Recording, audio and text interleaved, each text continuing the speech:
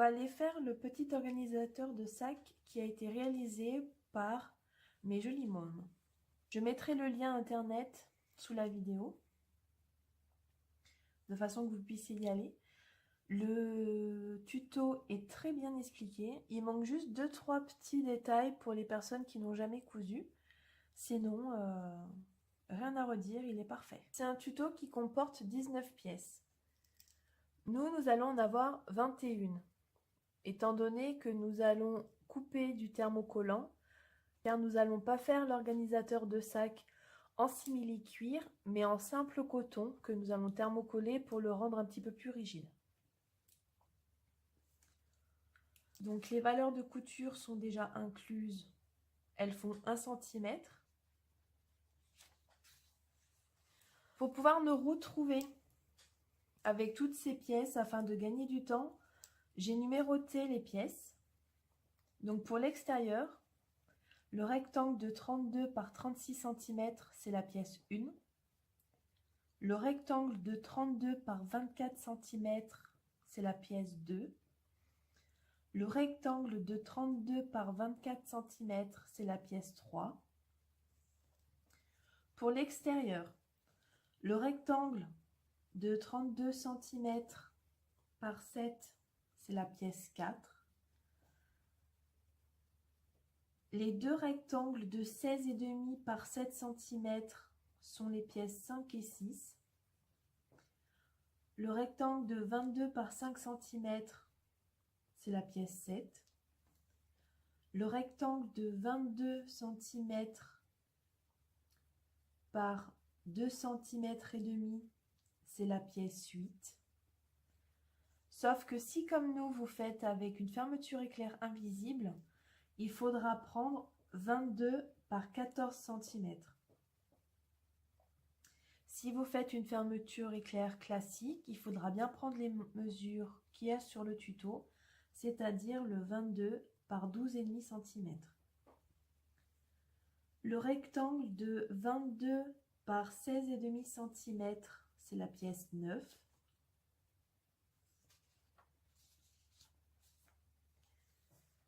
Les deux rectangles de 16,5 par 12 cm, ce sont les pièces 10 et 11. Les deux rectangles de 22 cm par 12, ce sont les pièces 12 et 13. Le rectangle de 16 cm par 12, c'est la pièce 14. Les trois rectangles de 18 par 12 cm sont les pièces 15, 16, 17. Et le rectangle de 14 par 12 cm, ça sera la pièce numéro 18. Ensuite, il faudra un rectangle de 9 cm et demi par 7 cm et demi qui sera la pièce 19. Nous avons besoin d'une fermeture éclair de 20 cm. Pour nous, ça sera une fermeture éclair invisible. Donc si vous ne trouvez pas du 20 cm, il faudra acheter du 22 cm. Il faudra toujours prendre une taille au-dessus, car on pourra toujours le recouper et jamais en dessous. Un anneau de porte-clés. Il faudra aussi du biais. Il faudra 2 morceaux de 32 cm et il faudra un morceau de 65 cm.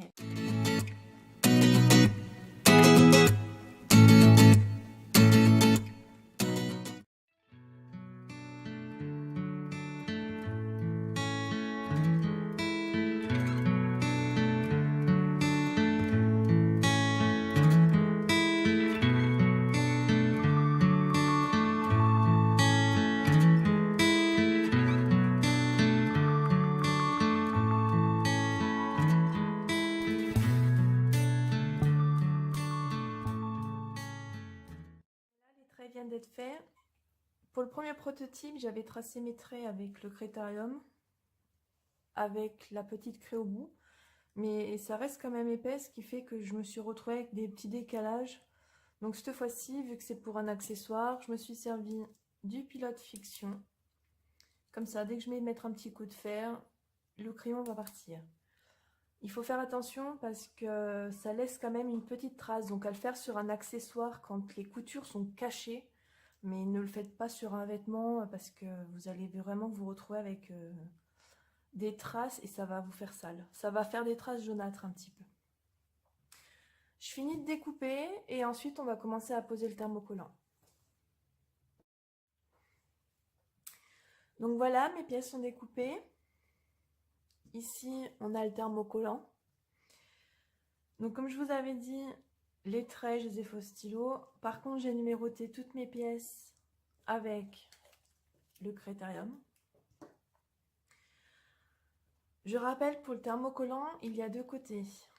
Le brillant, celui avec la colle, et le mat. Donc maintenant, on va aller encoller les pièces de thermocollant.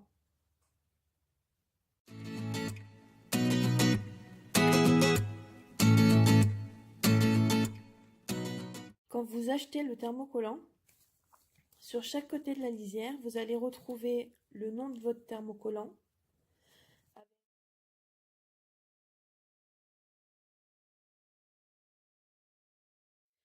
Vous allez voir à quelle température il peut passer en machine. Donc là, à l'occurrence, c'est du 60 degrés.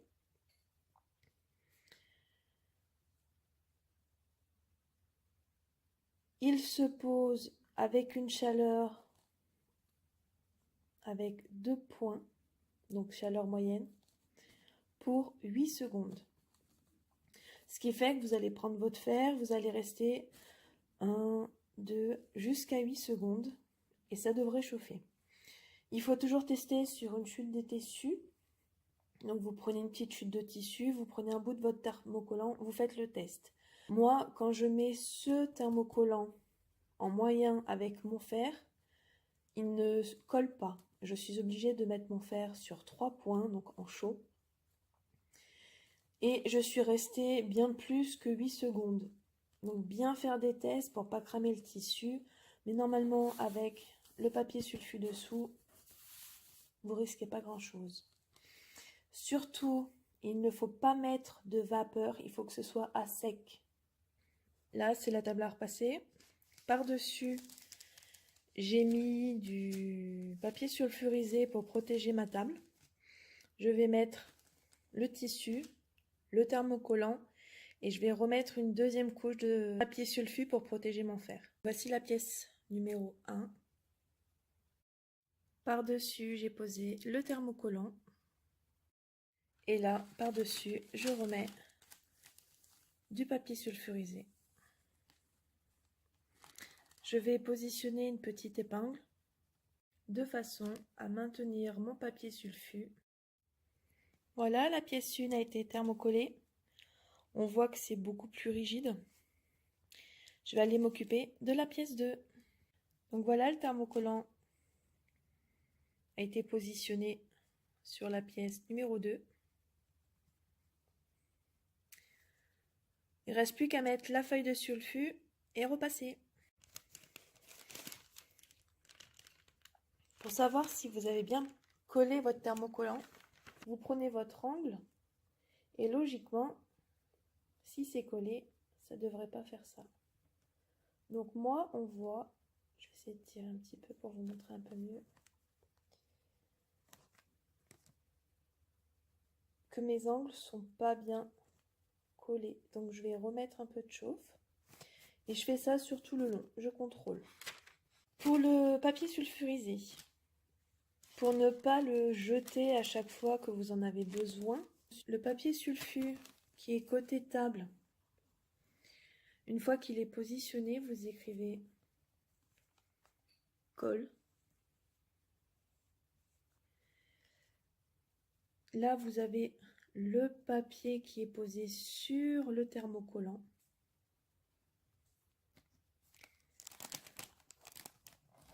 Et quand je soulève, je vois écrit colle. Quand je vais ranger mon matériel de couture et que je vais revenir dans un mois ou peut-être demain faire de la pose de thermocollant, J'aurai plus qu'à dérouler de nouveau mes 2 chutes de papier sulfurisé et je saurai de suite que sur les 2 côtés où il y a écrit colle, il faudra que je fasse en sorte que ce soit les côtés où je risque de mettre de la colle avec mon thermocollant. Je viens de redonner un petit coup de fer et là je soulève et on voit bien que le thermocollant est bien posé.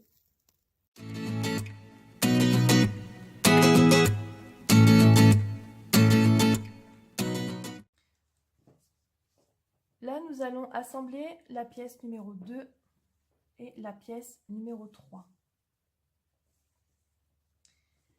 Il va falloir épingler les côtés qui mesurent 32 cm. On va épingler les 2 côtés. Là, les 2 côtés de 32 cm. Car nous allons aller après surpiquer ces 2 côtés pour pouvoir poser le biais. Les personnes qui s'y connaissent en couture ne sont pas obligées de surfiler, elles peuvent poser leur biais directement. Moi j'aime bien surfiler aussi. Ah, là on voit que mon thermocollant se décolle. Je vais aller donner un coup de fer. Voilà, j'ai re-thermocollé.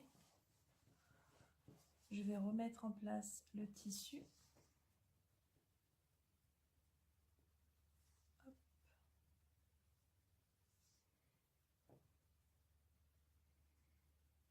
J'épingle.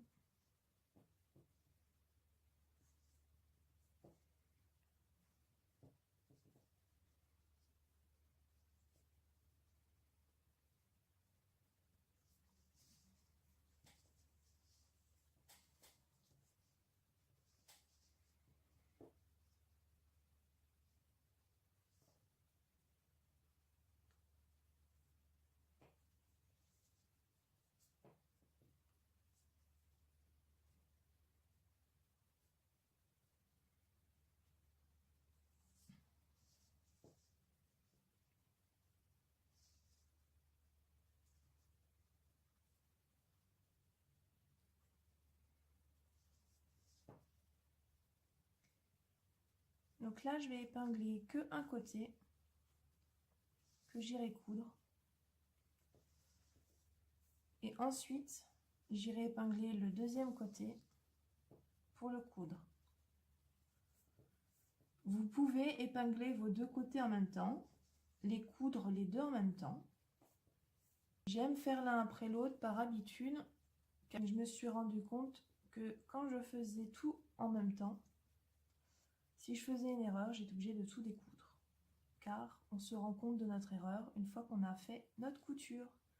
Donc si on fait nos 2 coutures en même temps, on ne verra pas forcément l'erreur de suite. Et au lieu de perdre son temps à découdre une fois, on va découdre 2 fois.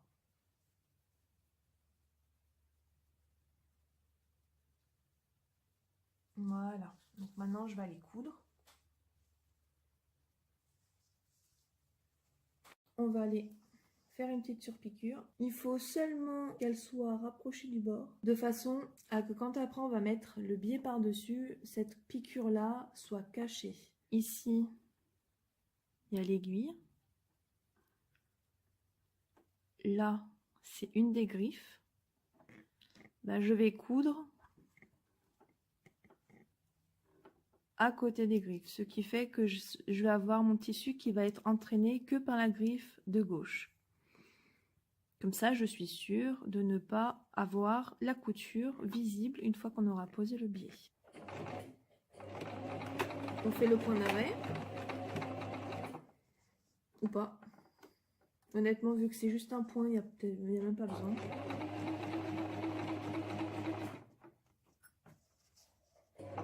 Et on coupe.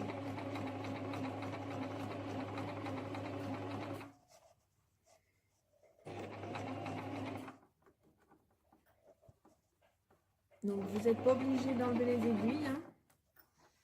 Et comme je vous ai dit, moi, elles ont le chic de se positionner là où il ne faut pas.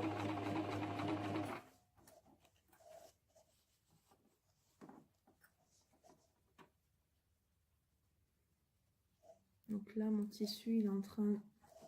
Je sais pas si vous le voyez, là, il y a une petite bosse. Il est en train de bouger, mon tissu. Vu qu'il est entraîné que par une seule griffe, donc il est moins précis. Donc c'est pas grave, j'ai épinglé un peu plus, je le remets à plat.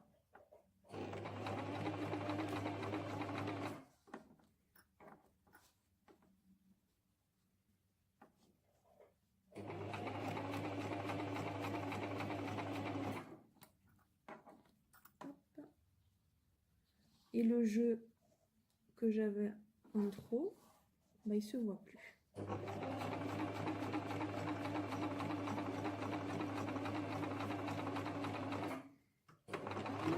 Voilà, un petit point par habitude. Je tire mon ouvrage. Vous avez possibilité de vous servir d'ici, vous avez une petite lame qui coupe le fil.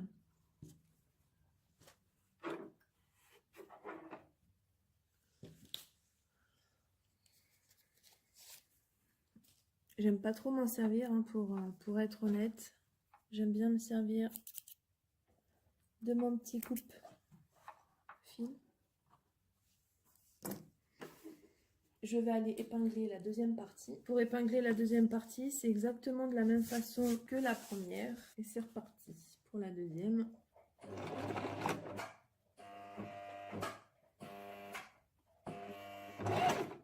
Sur piqûre.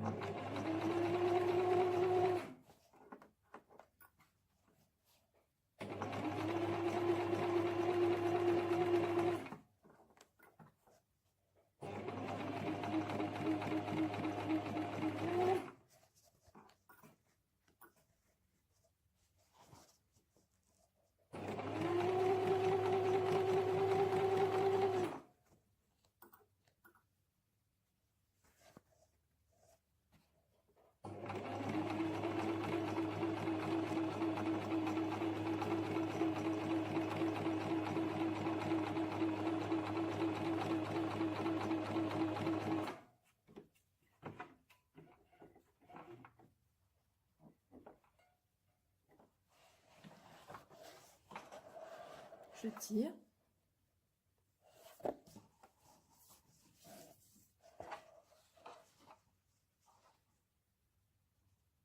Et je coupe. Donc on se retrouve avec les deux côtés de cousu.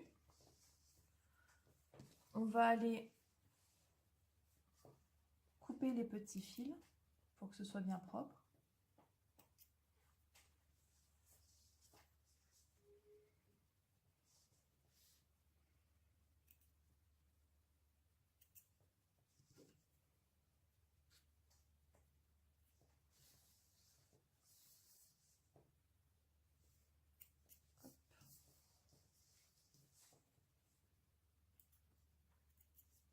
Voilà. Donc voilà, nous avons la poche qui va servir à faire la poche du bas du côté extérieur, qui sera pliée comme ça. Et là, on va aller positionner maintenant les biais.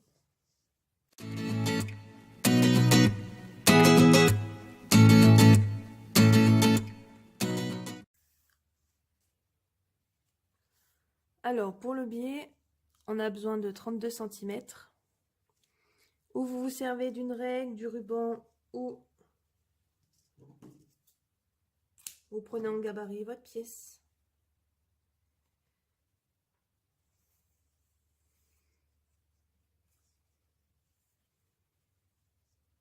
Hop, et on en coupe 2 fois,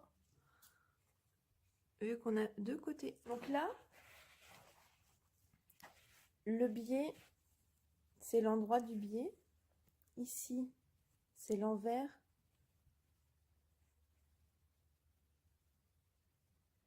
Et nous, on va aller le former au fer. Donc pour l'instant, il est plat comme ça.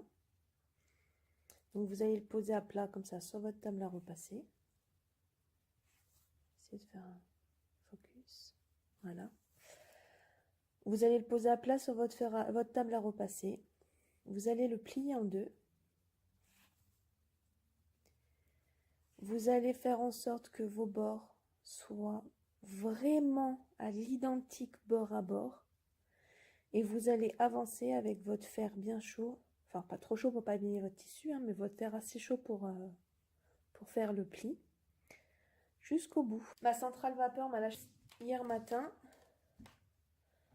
Donc heureusement, mon fer chauffe toujours. Mais plus de vapeur. J'espère que ça sera quand même assez chaud pour marquer le feu. Donc je viens, je pose bord à bord,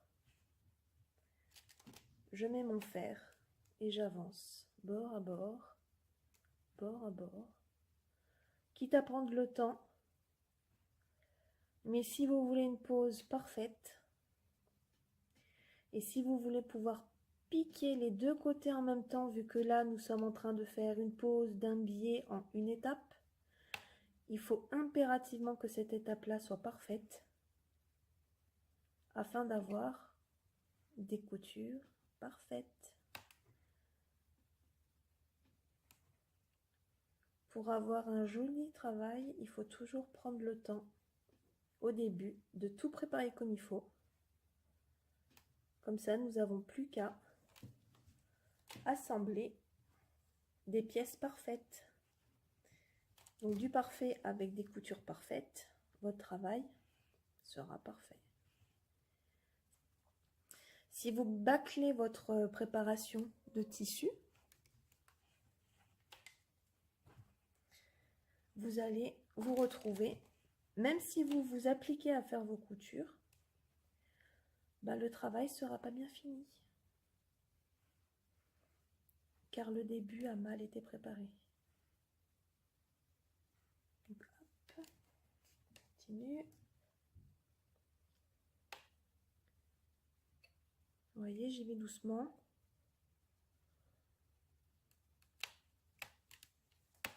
Et là, on voit, c'est parfait.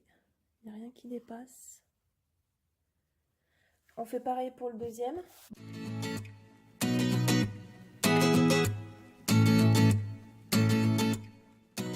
Nous voici avec les deux biais qui sont préparés. Le biais avant et le biais maintenant.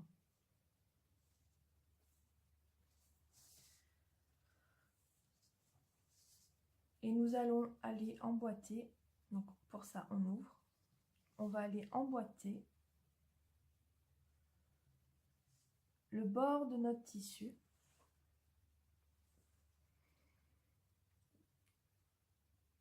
dans le pli. Donc vraiment aller au bout. On l'emboîte. Bien sentir la butée au bout de ses doigts.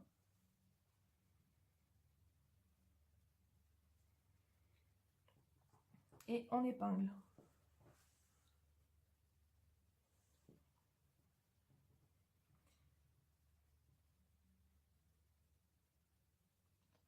Ici, je trouve que c'est un peu trop dur à épingler. Ça, c'est épais. Donc si j'épingle, je vais vous montrer. Si j'épingle avec mes épingles, donc on fait bien sentir le fond du tissu avant d'épingler. Hein. Ça se sent avec le doigt. Vous le sentez. Donc si je fais ça, vous voyez, comme quoi c'est un peu plus dur parce que ça marque le doigt. Donc les personnes qui ont des épingles à tête avec des boules auront peut-être moins mal, mais moi je ne travaille pas avec des épingles à tête avec des boules, tout simplement parce qu'à l'école on nous les interdisait. On nous a toujours dit qu'il fallait coudre avec des épingles à tête plate, et maintenant je n'arrive pas à épingler avec des têtes à rondes. Ça me sent bizarre au doigt en fait, de sentir cette boule. Si je fais ça, ça marche. Ça a toujours marché, mais j'ai une préférence pour me servir des pinces. Donc, j'emboîte au fond. Je mets une pince. J'emboîte au fond. Je mets une pince. Ma poupée. J'emboîte au fond. Hop, je pince. J'emboîte. Je pince. Si vous n'avez pas compris, n'hésitez pas à m'appeler, vous avez mon numéro.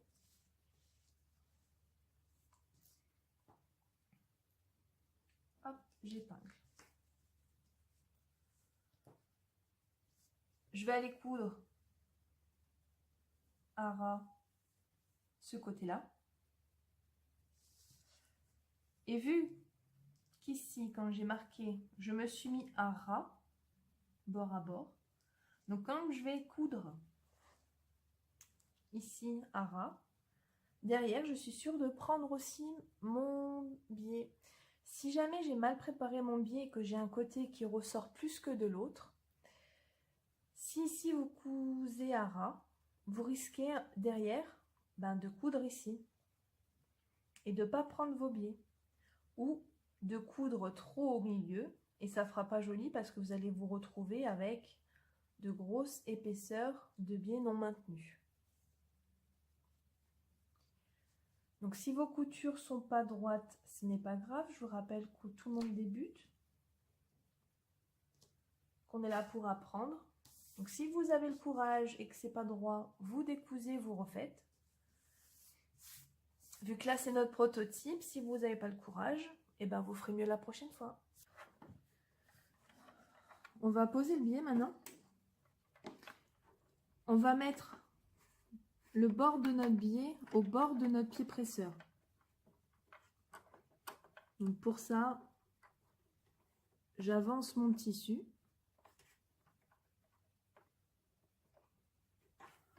Je fais descendre mon pied. Je vois que ça ne marche pas, donc je relève le pied, je me déplace.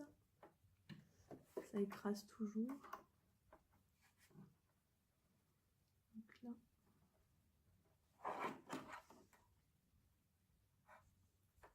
Je vais mettre une petite aiguille, une épingle, pardon.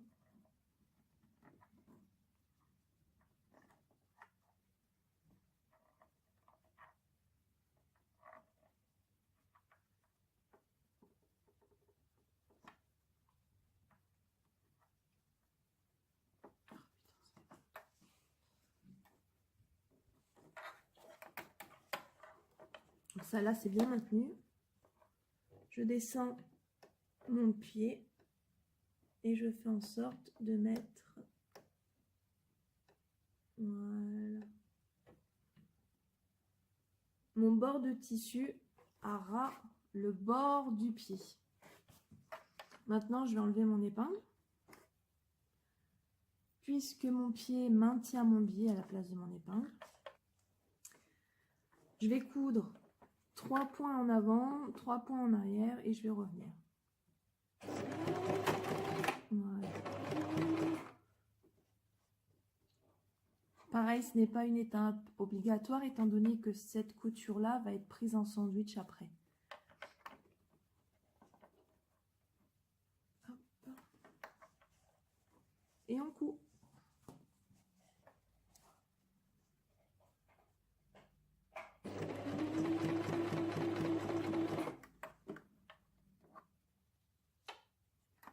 On prend son temps. Faire de belles coutures.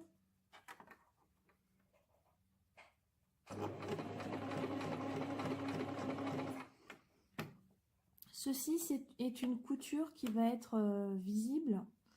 Il faudra bien positionner le devant de votre tissu face à vous, car la piqûre du dessus est toujours plus belle que celle du dessous.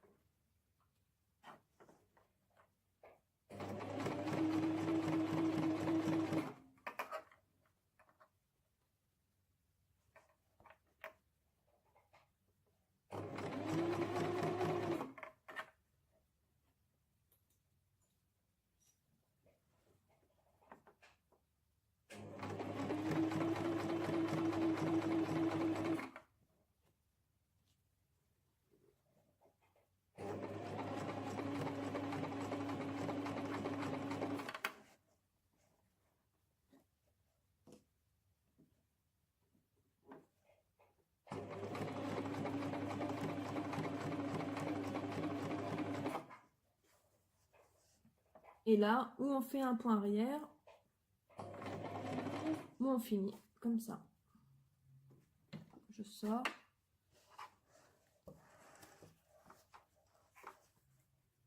Je coupe le fil et je vais faire pareil de l'autre côté.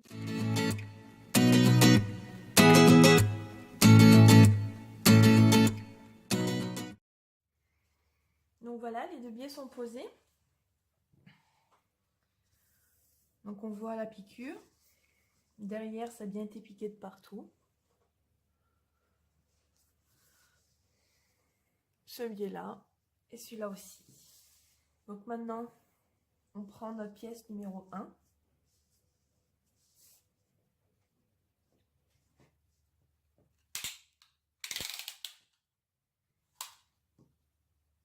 De façon à avoir les 36 cm face à nous.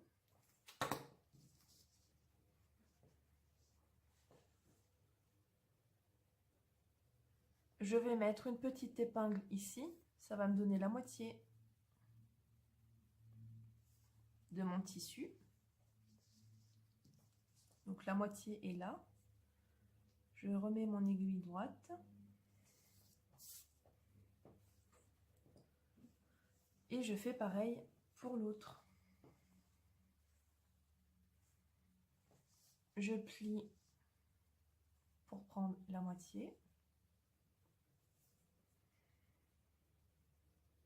Je pique. Je le rentre.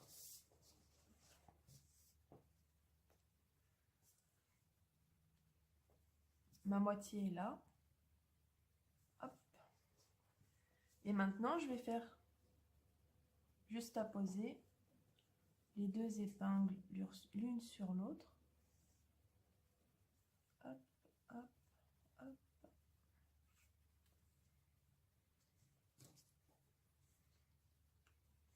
Hop. Une petite pince.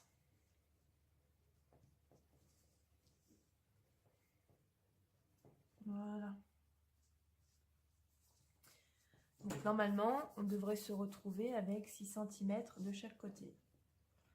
6 et 6. S'il y a des décalages de 1 ou 2 mm, c'est pas trop important vu que c'est qu'un accessoire et que son sac est relativement simple. On peut se permettre d'avoir 2-3 mm de décalage. Je vérifie que par le bas, j'ai aussi 6,6.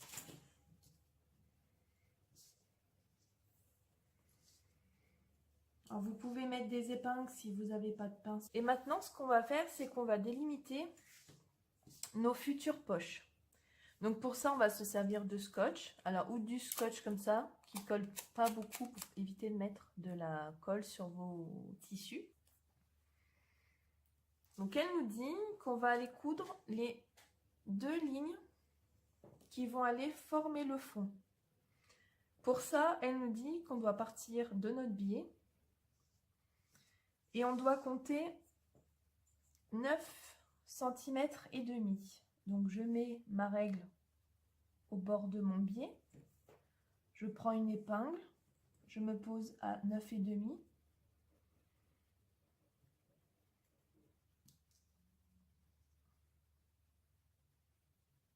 J'espère que je vous gâche pas la vue. Hop. Je me mets en bas de mon ouvrage, je reprends une épingle, je me remets aussi à 9 et demi. Et je vais faire pareil pour l'autre. Je me mets à 9 et demi et je vais épingler à 0. Hop, on prend une épingle. Je me positionne à 9 et demi et j'épingle. Ce qui fait qu'on va avoir une piqûre là et une autre piqûre là. Vu qu'on ne veut pas tracer un trait pour ne pas abîmer notre tissu, on va prendre notre rouleau de scotch.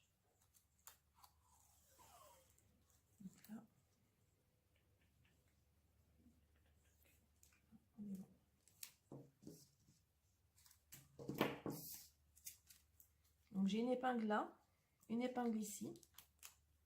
Je tends mon scotch et je vais aller me mettre au ras des épingles. Hop. Voilà.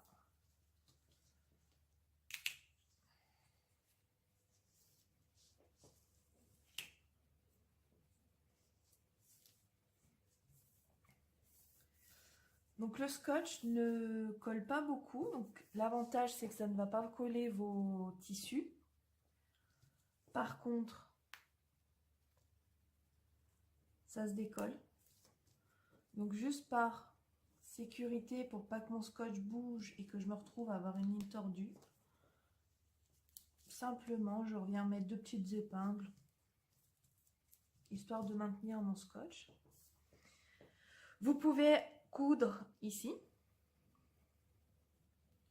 enlever votre scotch, le positionner de l'autre côté de façon à venir coudre ici. Donc dans un premier temps, on va venir se mettre comme ça à la machine. On va piquer là, tout au long du scotch. Surtout ne piquez pas dans le scotch, sinon vous allez mettre de la colle sur votre aiguille et votre aiguille, une fois qu'elle est collée, au fur et à mesure ça va abîmer vos tissus. Donc vous piquez bien juste à côté, à ras. Vous prenez votre scotch ou vous faites une autre bande au ras de ces 2 épingles, de façon à, ma règle remplace le scotch à être ici.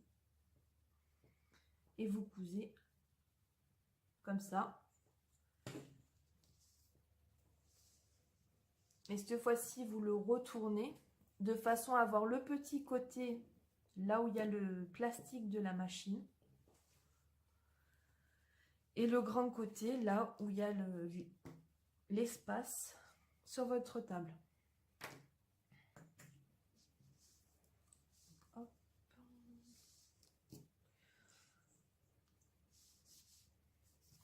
Je ne vais pas vous montrer comment on pique étant donné que c'est une simple ligne droite qu'on a vu tout à l'heure déjà comment coudre normalement.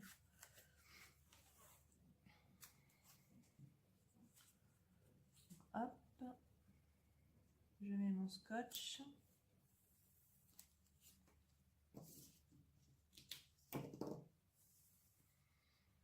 Je mets 2 petites épingles de renfort.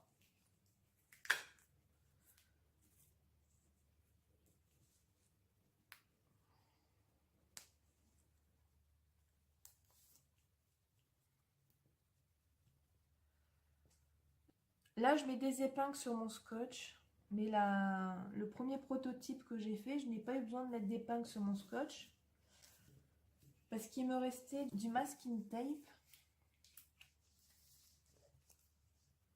qui collait bien, donc il maintenait bien le tissu. Sauf que je l'ai fini, donc je suis passée au scotch. Donc là, hop, on va les piquer. Donc voilà, on vient de coudre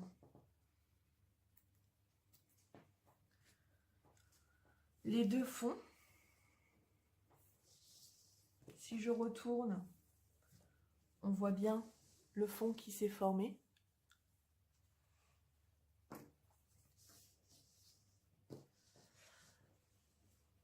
À partir de ce moment-là, sur le tuto, c'est marqué qu'on va continuer à former les poches. Vu qu'on va modifier le tuto pour que vous puissiez apprendre plusieurs techniques, de base hein, bien sûr. Donc,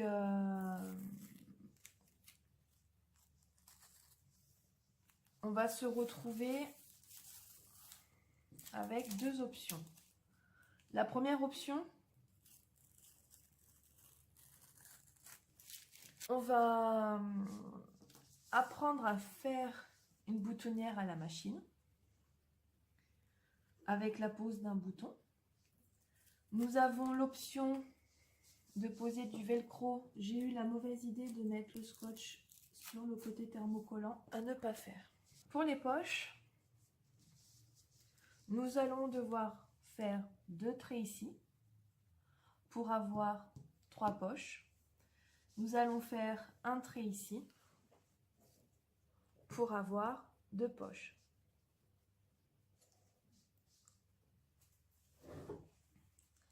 Sauf que nous allons apprendre à faire des boutonnières. Donc les boutonnières doivent se faire avant de coudre. Parce qu'une fois que vous allez rattacher les poches sur le fond, vous ne pourrez plus faire vos boutonnières. Donc à partir de ce moment-là, si vous voulez des boutonnières, il faut qu'on les fasse ici.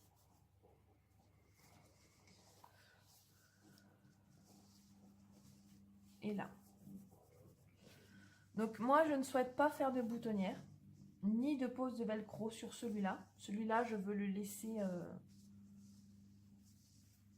normal sur le dedans, sur le de l'extérieur. Donc je vais passer directement à la partie. Je positionne mes futures poches.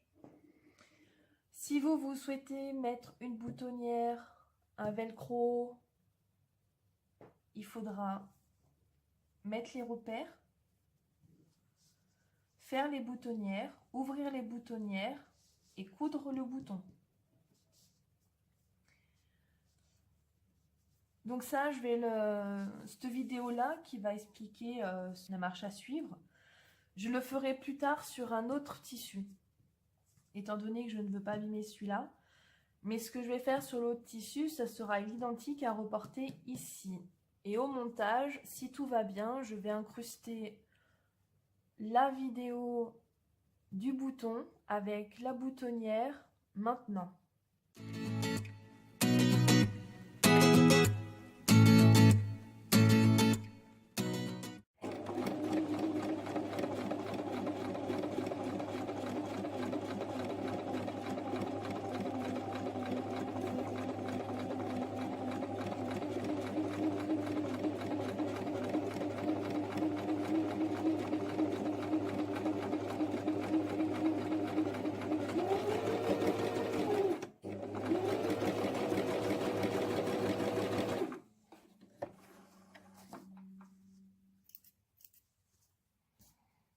Faire pareil avec l'autre.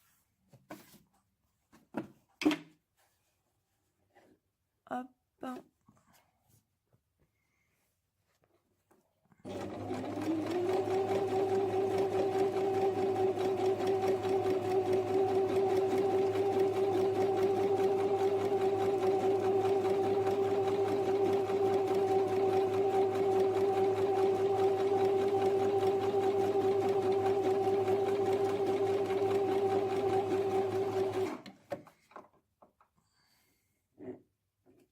Donc là,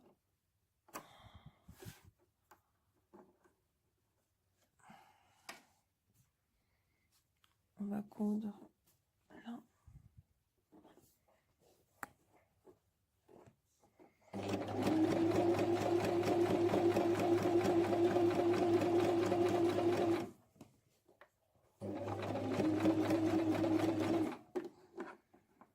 Je fais bouger le trépied, mais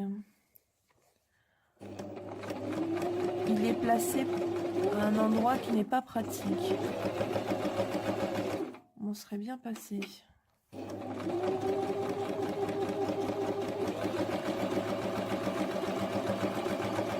Donc hop, je couds à la va-vite vu que c'est juste pour faire un échantillon. J'ai acheté une petite boîte à boutons à Mondial Tissu.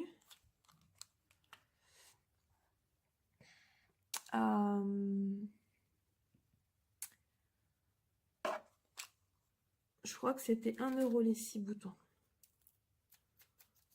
J'étais dans les parties des boutons en A. Et dans les boutons en A, il y avait ça.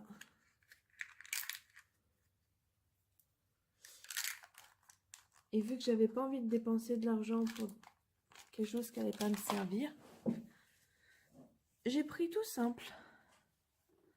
Ils sont transparents avec une petite nervure ici. Je les ai trouvés mignons, voilà, tout simple. Donc pour ça, il va falloir qu'on fasse une boutonnière, là. On ira accrocher le bouton là. Comme ça, il pourra ressortir. Je prends mon bouton.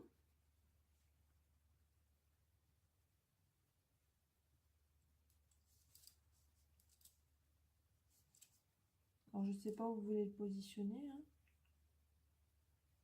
On va dire là. On prend le bouton, on fait un trait,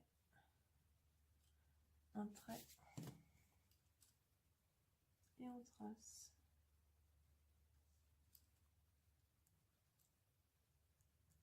Voilà. Maintenant, on va aller faire la boutonnière. Alors, on va coudre une boutonnière. Donc, le pied à boutonnière ressemble à ça. On va aller le poser ici.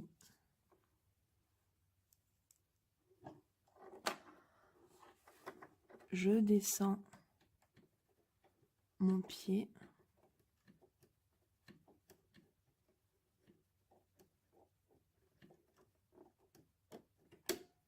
Voilà.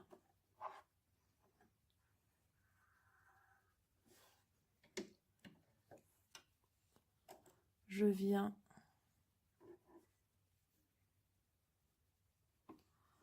passer le fil dessous et je le passe. Voilà. Donc je vais me positionner sur le point de la boutonnière.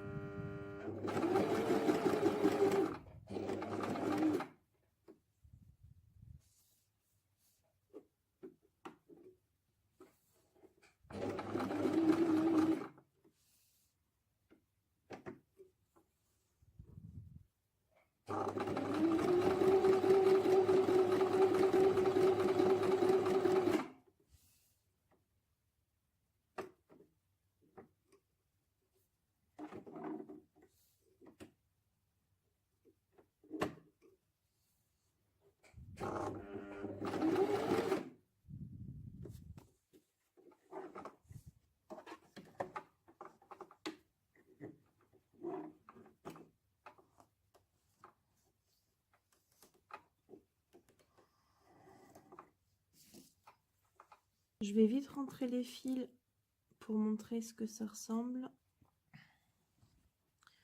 Donc voilà.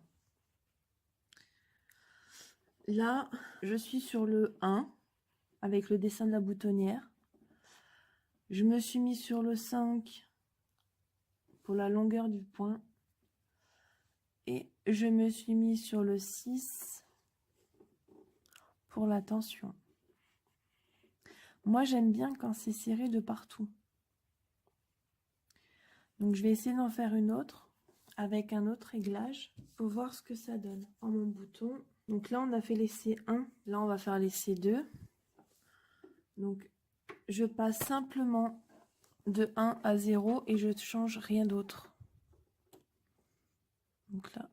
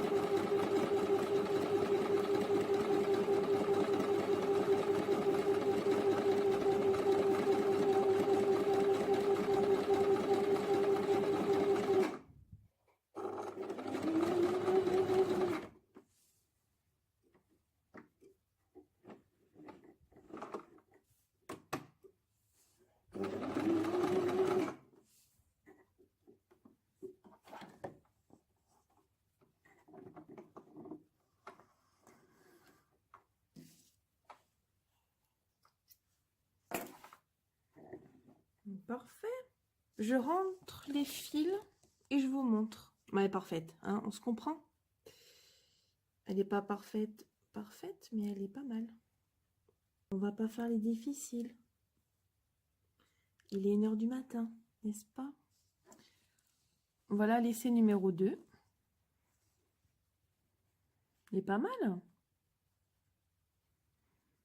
C'est pas parfait, mais il est pas mal. Moi, j'aime bien. J'aime bien. Donc, je l'enregistre pour pas oublier. Ici, je me suis servi des points boutonnières. Donc, le premier, le deuxième, le troisième et le quatrième. Ici, je me suis mis à 0. Là, à 5. Et ici, à 6. Maintenant, on va ouvrir une boutonnière. Pour ça, vous allez mettre une épingle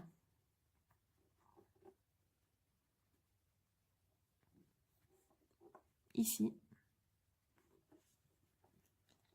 pour que la butée soit avant le point de boutonnière.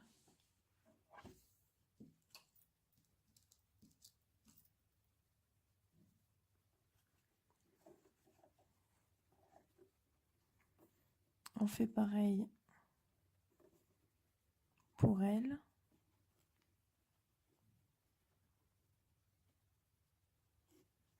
Je vérifie derrière. Je m'arrête bien avant le trait.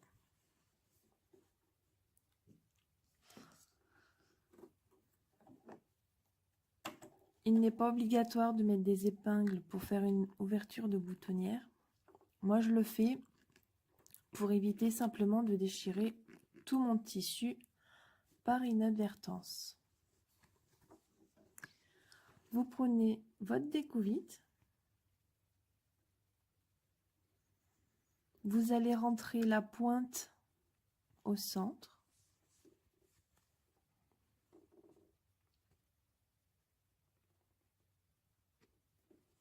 Voilà. Vous rentrez. Et tout doucement, vous allez faire péter les points du tissu. Donc si vous avez peur de donner un grand coup, vous prenez un ciseau qui coupe bien et vous finissez avec. Donc là, doucement, pour pas casser les fils de couture. Donc là, je retourne et je viens faire pareil de l'autre côté. Voilà, je retiens mes épingles et je peux passer mon doigt. Je prends mon bouton et je vois qu'il passe dans un sens et dans un autre. Maintenant, on va aller coudre le bouton.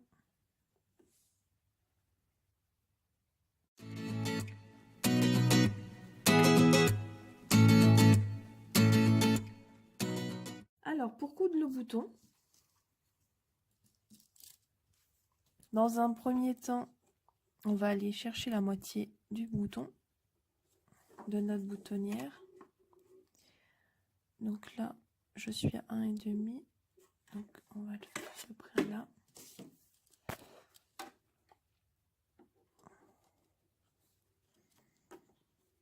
Vous avez vu? J'ai mis le stylo à la moitié.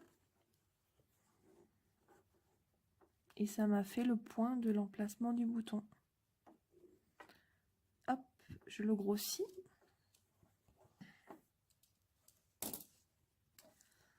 Et maintenant, je mets mon point entre les deux trous. Alors, je ne sais pas si vous voyez. J'ai mon point. Je vais venir positionner mon point entre les deux trous. Et je vais aller piquer dans les deux trous.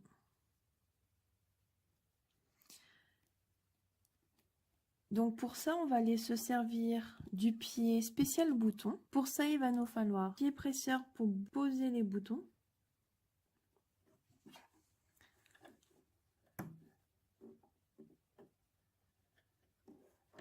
Donc tout ça, normalement, c'est phoné avec votre machine à coudre, hein. Vous n'avez pas à y acheter. Voilà. Ce petit bout de plastique, qui est un bloc griffe. Donc ici, on voit le trou pour faire passer l'aiguille. Là, le trou pour faire passer l'aiguille. Cette surface est plate. Et de l'autre côté, on a de quoi rentrer l'aiguille. Je ne sais pas si vous avez remarqué sur vos machines à coudre, mais vous avez des petits trous ici. Et bien ces petits trous, ils vont venir emboîter ces petits picots en fait. Ça va servir à caler la grille. Pardon. Donc hop.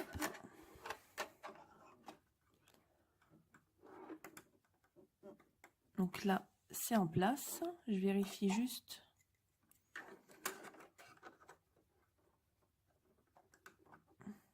Ça a l'air mieux là. Il faudra régler la machine en point zigzag, en position 0.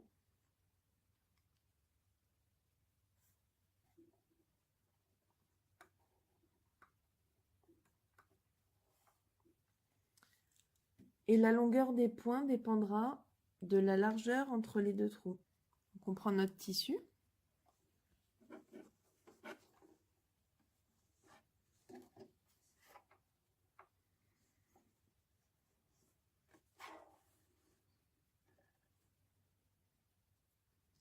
On prend notre bouton. On vient positionner le bouton. Je vais faire un point un peu plus gros.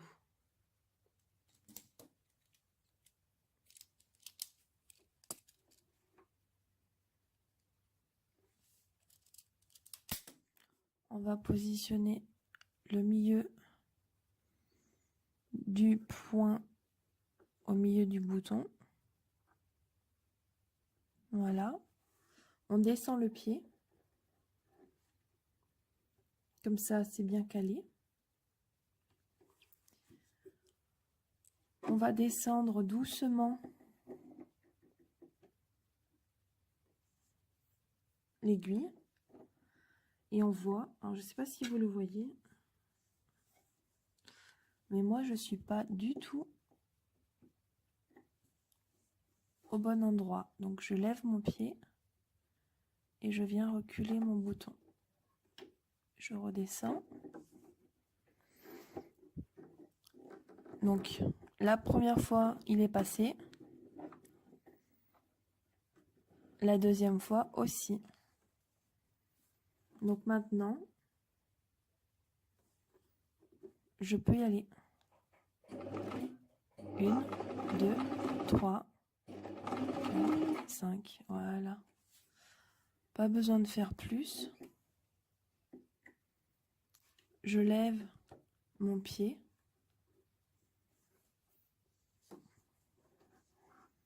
Et je sors.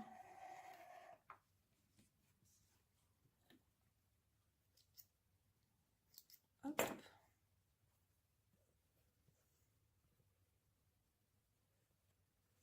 Comme toujours, on rentre les fils. Une fois qu'on a passer les fils, on fait un nœud, exactement pareil qu'à chaque fois. Mon bouton qui est cousu.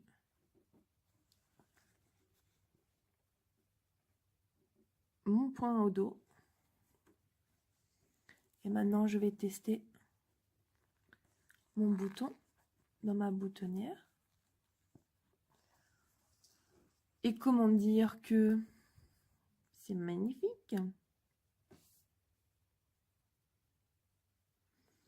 Voilà. Pour faire la boutonnière, j'ai mis le point zigzag, chez moi qui est le B. Ici à 0.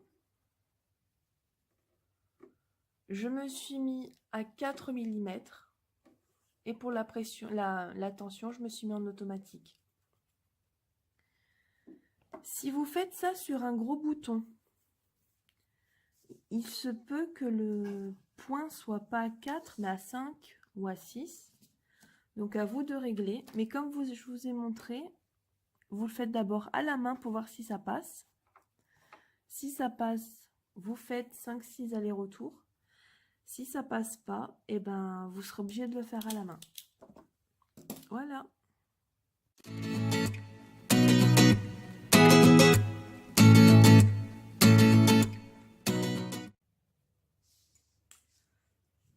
Donc nous voilà avec nos deux fonds. Les personnes qui ont rajouté des boutonnières ou du scratch ont ici, on voit leur boutonnière ou leur scratch là aussi. Et de l'autre côté, elles ont posé ou leur bouton ou l'autre côté du scratch. Maintenant, nous allons positionner les poches. Maintenant, on tourne notre ouvrage. On va partir de chaque bord et on va faire la même chose. On va prendre notre épingle. Donc là, elle nous dit de se positionner à 11. Donc hop, on se positionne à 11. On met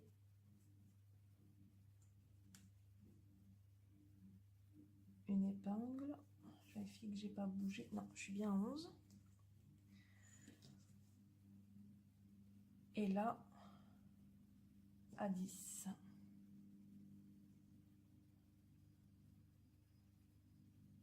Hop. Et on a bien 11 ici. Je fais pareil,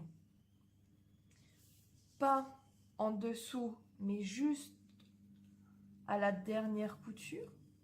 Donc là où nous avons fait une piqûre pour faire notre fond.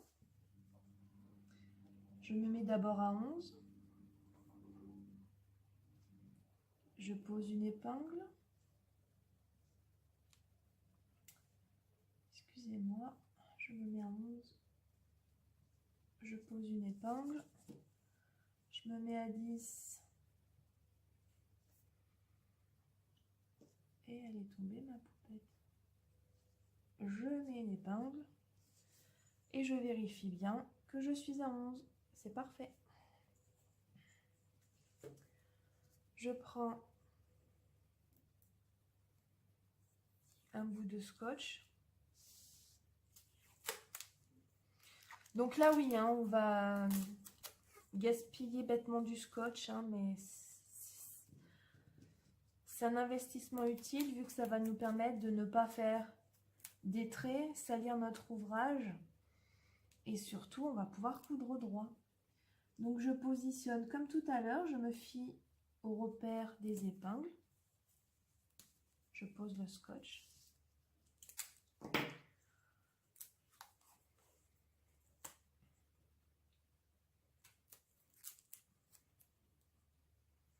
Au repère des épingles. Hop. Je pose le scotch.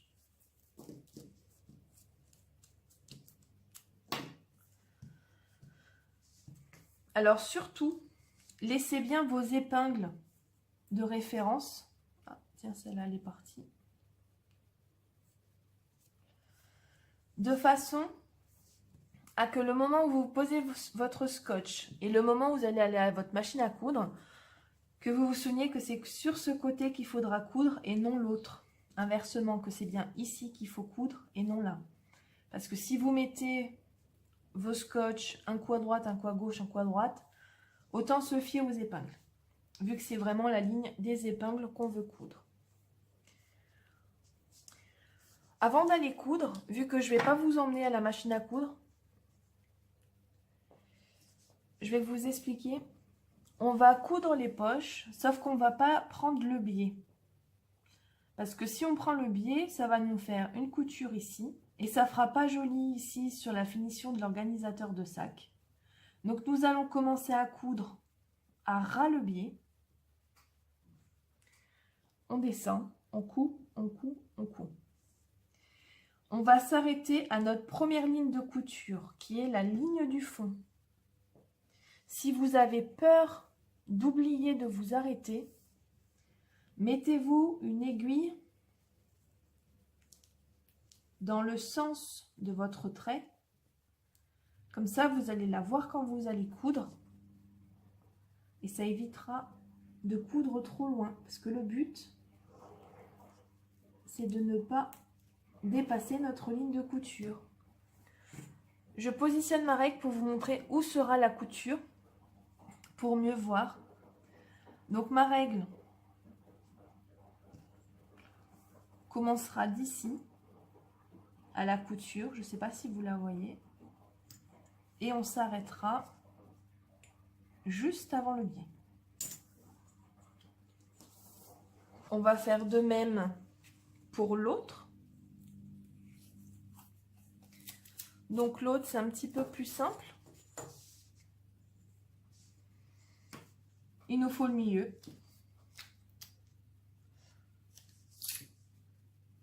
Le milieu, c'est 16. Donc on se place à 16.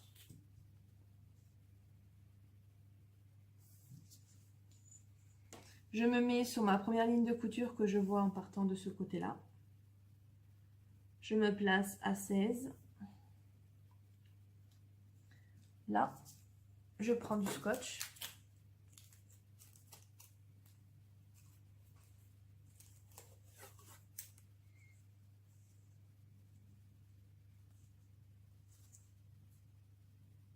Et je me pose. Hop.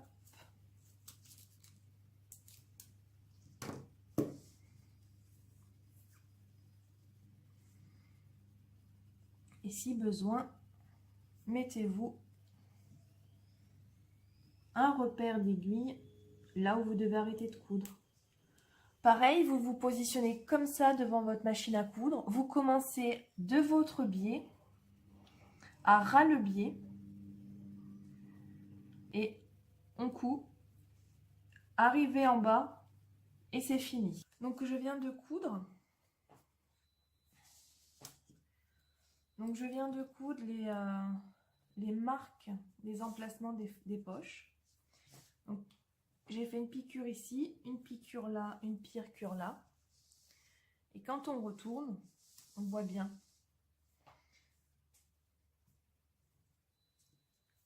Hop. Je vous fais un peu d'espace pour mieux voir. Voilà. On voit bien les deux poches, les deux traits qui ont été faits pour créer les trois poches.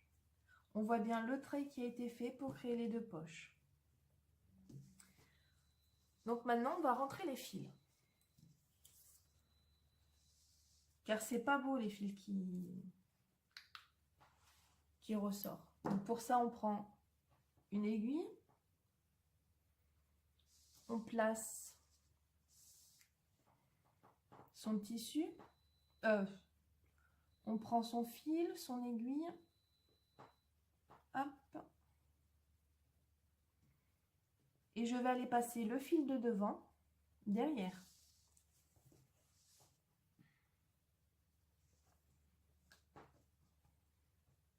Voilà. Un fil de passé. Je prends le deuxième.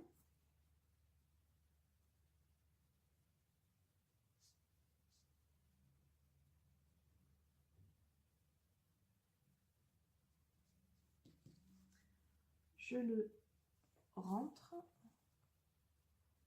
Voilà. J'en prends un autre.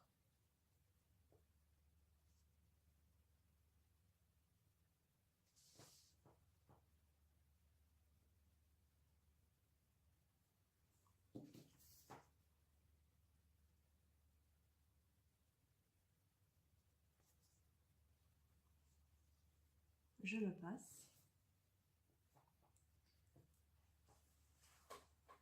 J'en prends un autre.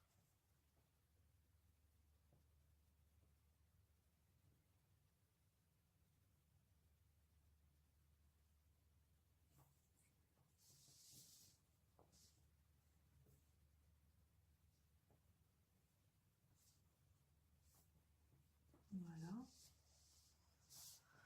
On va faire pareil pour les deux d'ici. Je prends le fil.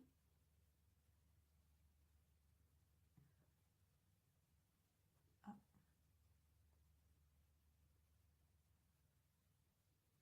Hop. Je le passe derrière. Et je vais faire la même chose pour celui-là.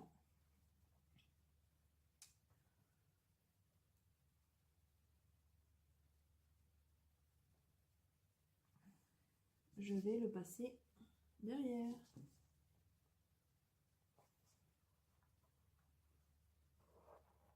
Voilà. Rangez bien votre aiguille, parce que s'il y a bien quelque chose qu'on perd tout le temps, c'est notre aiguille. Je retourne mon ouvrage. J'ai tous mes fils derrière. Et maintenant, je vais simplement faire un nœud. Et un deuxième. Et je coupe.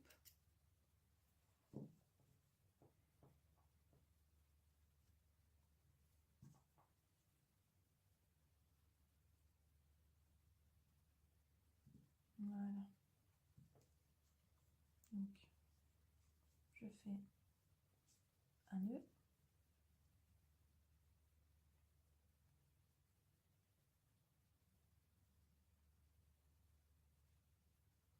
Et un deuxième. Et on coupe. Et ainsi de suite. Donc ça, c'est ce qui s'appelle rentrer ses fils. Ça prend un peu de temps. Là, pas trop parce qu'on n'en a pas beaucoup, mais des fois, en fonction des ouvrages, on a beaucoup de fils à rentrer. Prenez le temps de le faire. Comme ça, avec le fil du temps, les bouts de fil que vous avez cousus, les bouts de fil que vous avez découpés, si votre fil, vous l'avez coupé à ras le bord ici, au bout d'un moment, il se serait vu. Il ne serait pas fait propre. Là, avec l'usure du temps, c'est dans la doublure. Donc même si le fil se voit, c'est pas grave, on ne le verra pas. Hop. Un nœud. Un deuxième. Donc généralement, un nœud suffit.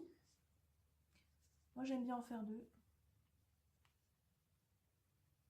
Donc j'en fais deux.